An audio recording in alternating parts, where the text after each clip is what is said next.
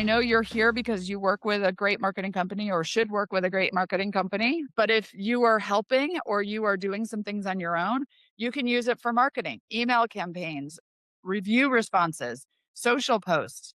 Write a friendly, engaging social post about whatever it is. The team volunteered this weekend at a food bank. If you want to write a review response, which I love AI for this because sometimes we get reviews that aren't ones that we love and our emotions take over and we just want to blast that patient on the internet, but we know that we shouldn't. So I can come to AI, paste in the review and say, help me write a response that isn't going to get me in trouble with HIPAA and it's going to seem okay when other people read it, but also addresses the issue at hand. So you can use AI to help you again with your personality. Like when you read this bad review or great review, you're either going to be super excited or super mad.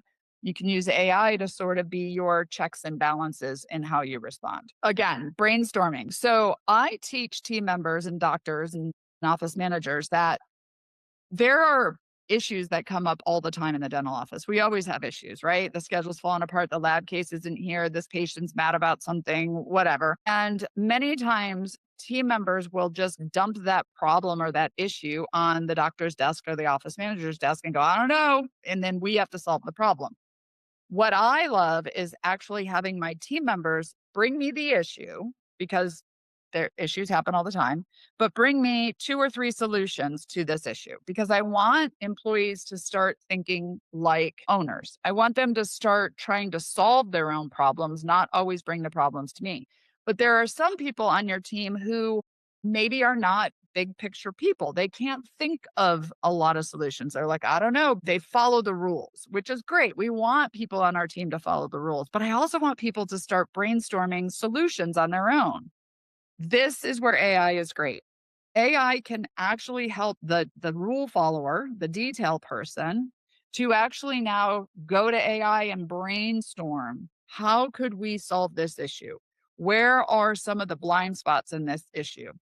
So again, this is where like I'm a big picture person, so I can get detailed about like SOPs and checklists so I can onboard somebody the right way. But I've got team members who are very detailed that work with me that need to think bigger. They can use AI to brainstorm and to generate ideas that they can now say, oh, that's an actual great way for us to potentially solve the issue. And maybe not even have to bring it to you. Maybe they can just solve it on their own because they use AI as their partner. And then team communication. I don't know if you know this or not, but on top of our industry being addicted to, always being busy, we also have a drama issue, a gossip issue in our industry. We have a front desk against, the clinical team or the hygienist against assistants or team against doctor or whatever. We don't run meetings well, typically. Many doctors don't like having meetings. Our huddle can not run smoothly.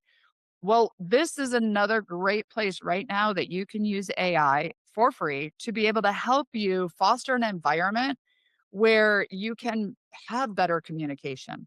So, if you need to have a tough conversation with one of your employees because they keep showing up late, if you want to end your huddle with something positive, a joke or something fun at the end, if you want to do a team building event, a team building little game to get your team excited. If you want to run productive meetings well, like team communication, the biggest reason teams don't do well is because we don't have a great culture and then we're not communicating really well. Well, you can lean into AI to help you with that.